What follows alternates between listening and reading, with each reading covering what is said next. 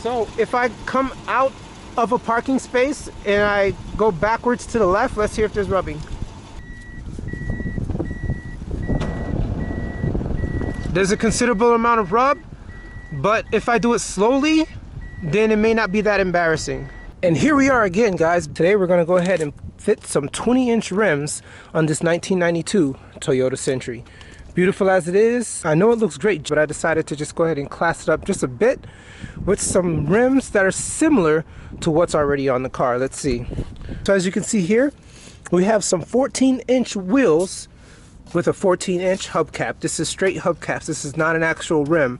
So I like this design. It's classy the way it looks, but I decided to go with something similar with these 20 by 8.5 rims. So I went ahead and decided to get a tad bit thicker of a tire to 245/40/20. If I used a 2-inch spacer, I could get it pushed out just a tad bit. All right, let's go ahead and remove these tires and get these rims put on. Let's do it.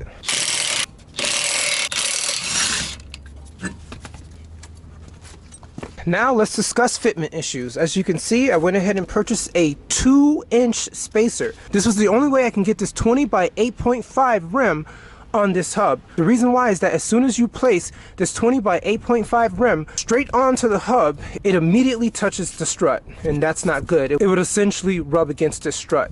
So I went ahead and measured the distance between the stock tire and the strut, and I found out that it was essentially 1.25 inches with my ruler. So from there I decided that 2 inches should be enough to provide clearance to not touch this particular strut and to clear the bottom of this spring. So overall, I test fitted it and I found out that it did work, and so that's why I went ahead and mounted the tires. So what about rubbing issues? I'm finding out that everything fits unless you do extreme left or right turns. If you do an extreme right turn, it will rub against this just a tad bit. So I'm finding out if it does rub against this, this could cause problems. So what I'm going to do is I'm going to go ahead and remove this screw right there. Other than that, I shouldn't have any more issues. If it does rub, even after that, I can essentially probably bang this in or probably sand this down a little bit. But other than that, I don't think I have to do too much to this particular splash guard within the wheel well. And on extreme left turns, it does get mighty close to here. There is about an inch on straight drives, but if you make an extreme left turn, you'll see that it's getting mighty close. But I didn't see any issues when I turned it on a test fit, so we should be okay. Just don't do extreme turns. So other than that, I think it should fit perfectly fine. I'll definitely do a test drive after this and see how we do. But let's go ahead and put it on. So in regards to the measurements, I would advise do not follow wheel size calculator. They initially said that this hub was 60.1 millimeters around this particular hub, and it is completely wrong. I found out it is actually 67.1 millimeters. So anyone that is looking for a VG40 Toyota Century, do not follow wheelsizecalculator.com. Definitely it is 67.1. Okay, so I do have Hubcentric rings as well, because the bore for that particular rim is 74.1 millimeters and this is 67.1 millimeters, which matches the actual hub. So I will have the spacer to match this to that, so there would be no particular vibrations when I'm driving. And for those wondering, bolt pattern is 5 by 114.3. Let's do it. All right, this is simply going to be a 10 millimeter. Easy as pie. We want to make sure we don't get any unnecessary rubbing. It's pretty secure because it has other screws right here and right there, so it's pretty fine. It's not going to go anywhere, so it's all good. So I've already got the tires balanced, so what we're going to use is some STANCEMAGIC Hubcentric rings. So this is 74.1 millimeters to 67.1 millimeters. Fit right in there, 74.1. Perfect. Now we're going to go ahead and place it on our wheel space adapter. Get it on there.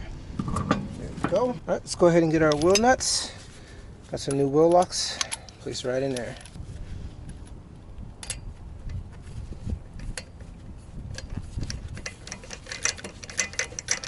Perfect. Make sure we do it in a star pattern. That's a blessing right there. There's ample space. Okay, so what I'm going to do is just go ahead and lower it just till it taps the floor, and go ahead and torque it down to 100 foot-pounds and put the cover on and move on to the next tire.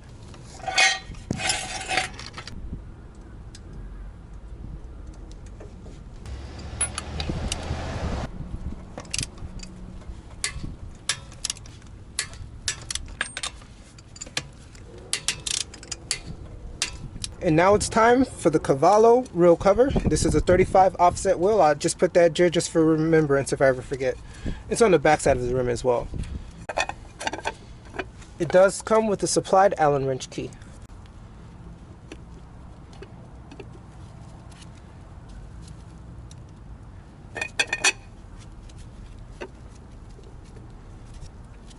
Alright, that's secure.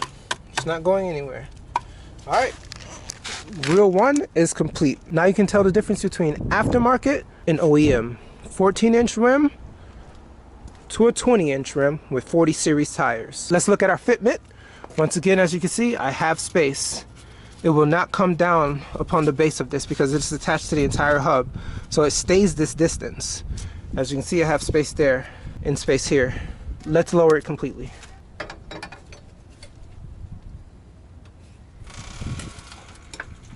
There's space here, so once again, the only time it ever touches most likely would be on extreme right turns. But other than that, we're looking good. And I'll show you the final product after I'm done putting them all on. Alright guys, mission complete. We went ahead and put the 20-inch rims on the 1992 Toyota Century. Let's go ahead and check the fitment on the back. As you can see, it already has a leveling system which goes up when the car is in drive. So as you can see, there actually is room down here, so it's not rubbing up against the fender well. It's perfect amount of space, perfect amount of space. So I have no issues. So as you can see, the front actually sticks out just a tad bit because it has the 2-inch wheel adapters up front, but not in the back because they're not needed at all. So what I'll do now is just go ahead and do a test drive and see if there's any rubbing at this particular point. And if it is, I'll see what I can do to kind of shave this point down just a tad bit, because it's worth it in order to get these 40 series tires on this car. And you may say, well, why not just go with a 35 to ensure that there is no rubbing? Because this is a very heavy car. So with 35s, as you can see, it would go even lower than that. And as you know, potholes are prevalent and we don't want potholes to injure the rim. So let's go ahead and test drive. I'll go ahead and put down the windows to hear if there's any rubbing at all. Let's do it.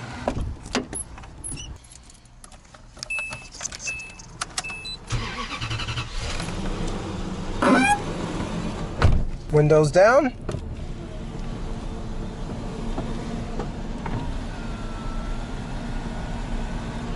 Let's get the ones in the back as well.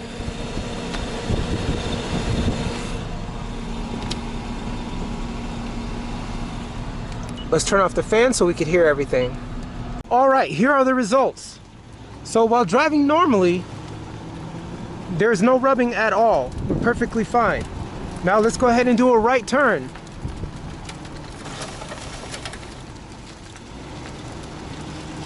No rubbing on a normal right turn. But let's do a sharp right turn. As you can hear, there was rubbing there. Let's do it again.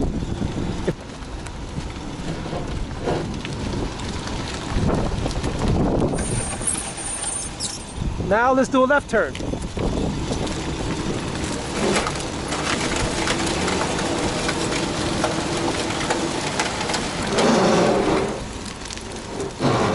And there is some rubbing on the left side. So I'm not sure if I would recommend a 40 series tire. 35 may be the only way to go because there's still rubbing.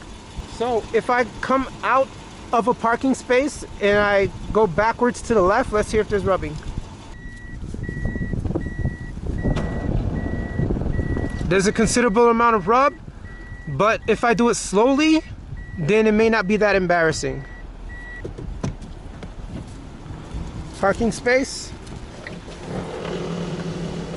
Rubbing, yes. Reverse backwards.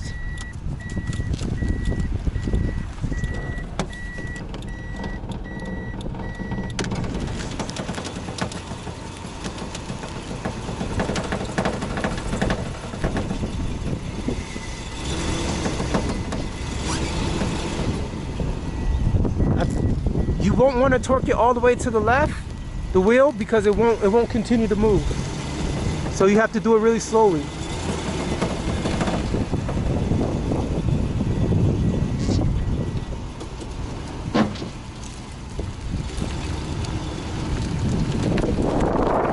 All right, well that does it, guys. So we have rubbing, so the only solution is just to do things slowly, but other than that, there will be rubbing with a 40 series tire. After driving it around for a little bit, the consensus is that I most likely should have gotten a 35 series tire because it is just rubbing against it the entire way. And as you can see, I've only been driving for a couple of minutes and it's already rubbing against the tire. So I should have got a 35 series. And it's rubbing against right there. So not good at all. So get 35 for the front and 40 for the back. You'll be fine. Beautiful as it is, I know it looks great.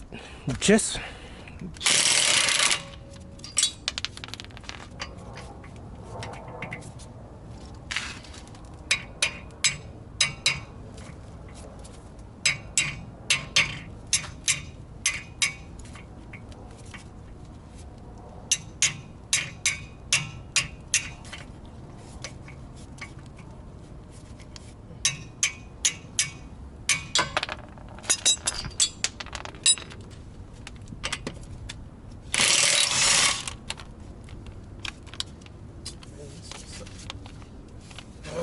all right, guys, thanks for joining me.